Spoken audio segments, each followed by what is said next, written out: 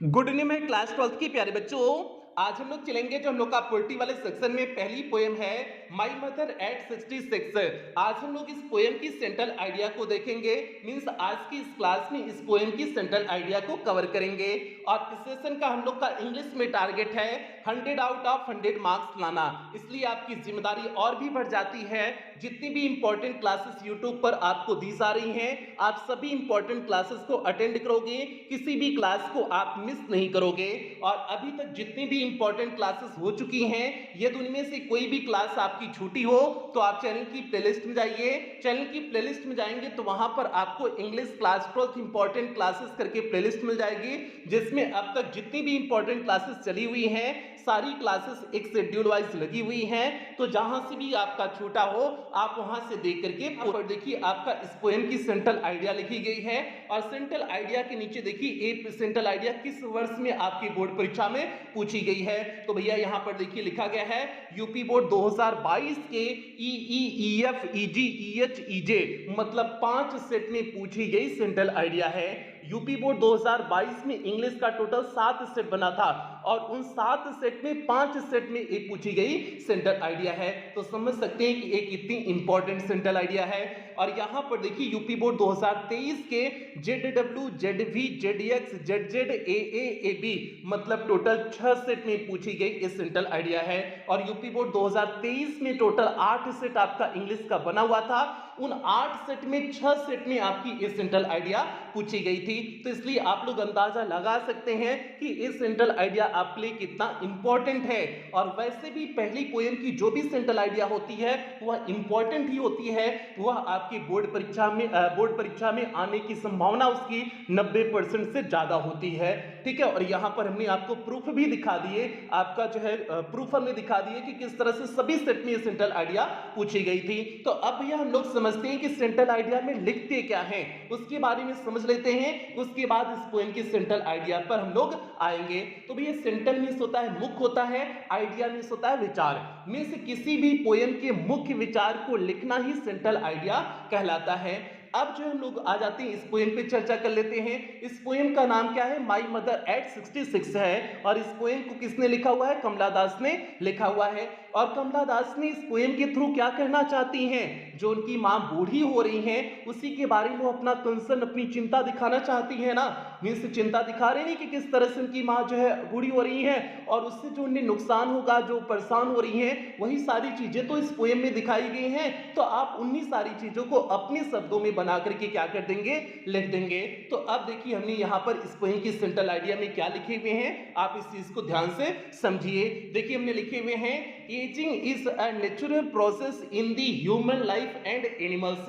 Ageing means होता है अवस्था का बढ़ना, अवस्था का बढ़ना is a natural process means एक प्राकृतिक प्रक्रिया है। नेचुरल मींस होता है प्राकृतिक, प्रोसेस मींस होता है प्रक्रिया। मींस अवस्था का बढ़ना एक प्राकृतिक प्रक्रिया है। In the human life means मानव के जीवन में, एंड एनिमल्स और जानवरों के जीवन में। मींस मानव एवं जानवरों के जीवन में अवस्था का बढ़ना एक प्राकृतिक प्रक्रिया है। आगे देखिए लिखे हुए हैं माई मदर एट 66 मीन्स इस पोएम का नाम है my mother eight 66 is based means आधारित है।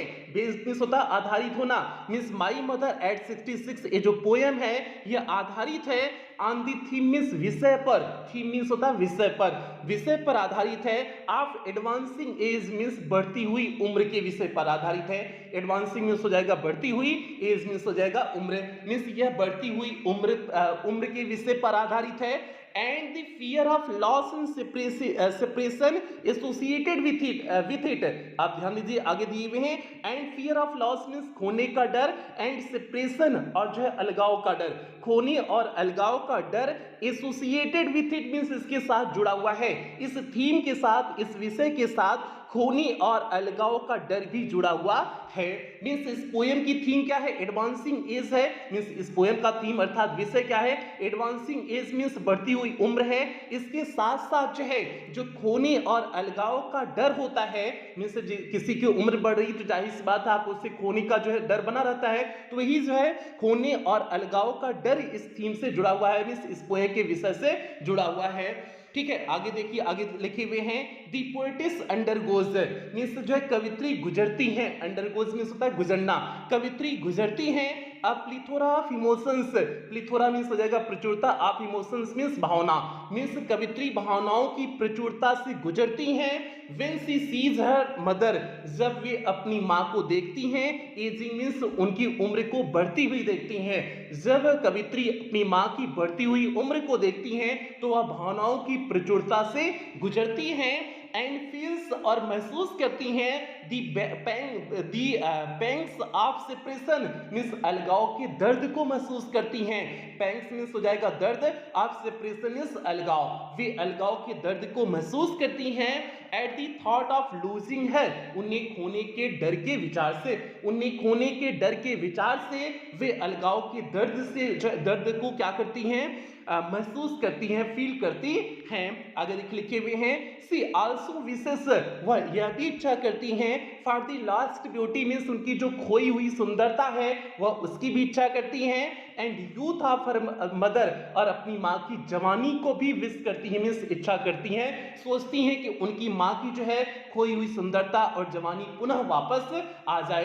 तो वही चीज यहाँ पर है, she also wishes for the lost beauty means वह खोई हुई सुंदरता और उनकी यौवन मीन्स जवानी का, अपनी माँ की जवानी का भी जो है इच्छा करती हैं। तो भैया ये इस पोएम की सेंट्रल आइडिया हो गई।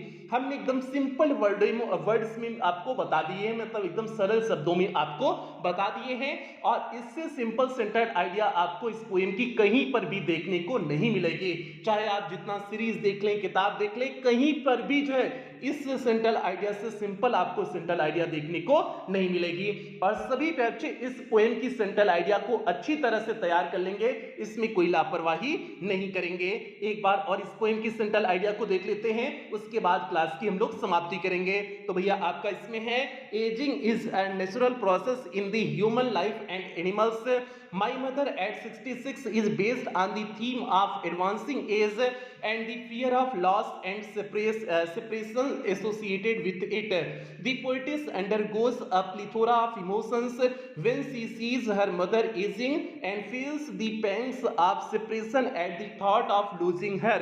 She also wishes for the lost beauty and youth of her mother. तो भैया ये हो गया इस पोएम की सेंट्रल आइडिया हो गई। उम्मीद करते हैं सभी बच्चों को अच्छी तरह से समझ में आ गई होगी। और आपको टारगेट भूलना नहीं है, इंग्लिश में इस वर्ष इंग्लिश में 100 आउट ऑफ 100 मार्क्स लाने हैं। पिछले सेशन में भी जो है 90 प्लस मार्क्स लाने वाले बच्चों की, पेड क्लास के बच्चों की संख्या जो है 1000 से ज्यादा थी। तो इसलिए इस सेशन भी उम्मीद करते हैं कि हमारे जो पेड क्लास के बच्चे हैं 1000 से ज्यादा बच्चे इंग्लिश में 90 प्लस लेकर के आए। तो भैया पिछले वर्ष का रिकॉर्ड आपको तोड़ना है, पिछले वर्ष 1000 से ज्यादा था, तो इस बार 1500 से ज्यादा बच्चों का इंग्लिश में 90 प्लस मार्क्स आना चाहिए। बाकी एक बार पेड क्लास में एडमिशन कैसे लें, पूरा बच्चे जो है वीडियो को लाइक कर दें और सभी बच्चों में वीडियो को शेयर कर दें, और जो बच्चे चैनल पे पहली बार आए चैनल को सब्सक्राइब कर लें। और कुछ बेहतरीन लाइनों के साथ क्लास की समाप्ति करेंगे। आज मुश्किल है, कल थोड़ा बेहतर होगा, बस उम्मीद मत छोड़ना, भविष्य जरूर बेहतरीन होगा। तो इसलिए बच्चे आपको अगर भविष्य अपना बेहतरीन बनाना है तो लगातार सतत रूप से आपको मेहनत करना है, और यही मेहनत सभी बच्चों से उम्मीद करते हैं। और इन्हीं उम्मीदों के साथ सेशन की समाप्ति करते हैं। मिलते हैं अगली किसी अन्य इंपॉर्टेंट क्लास में मिलते हैं। तब तक आप लोग अपना ध्यान रखें, अपने परिवार का ध्यान रखें। लव यू ऑल प्यारे बच्चों।